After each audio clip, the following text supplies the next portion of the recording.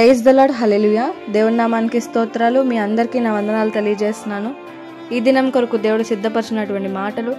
ప్రియ సహోదరి సహోదరుడా, నీ చుట్టూ అందరూ ఉన్న ఒంటరిగానే అనాథగానే నీ జీవితం గడుపుతూ ఉన్నావా?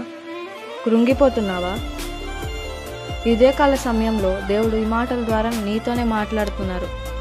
యేసుక్రీస్తు ప్రభువుల వారు పునరుత్థానుడైన తరువాత తండ్రి యొద్దకు ఆరోహణమైనప్పుడు శిష్యులు ఎంతో బెంగతో దేవుణ్ణి అడుగుచున్నారు.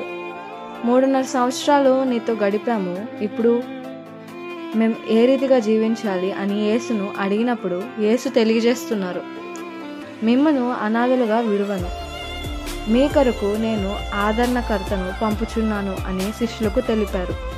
అవునేస్తమా, తల్లి విడిచినా తండ్రి విడిచినా ఎడబాయిని దేవుడు మన యేసు ప్రభు.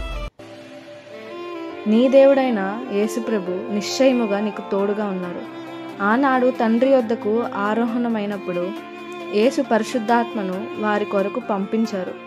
ఆ దేవుడే ఈ దినం నీకు కూడా తోడుగా ఉన్నాడు. నిన్ను అనాథగా విడువడు. నమ్మకం ఉంచు. అట్టి కృప దేవునికి దయచేయునుగాక. ఆమేన్.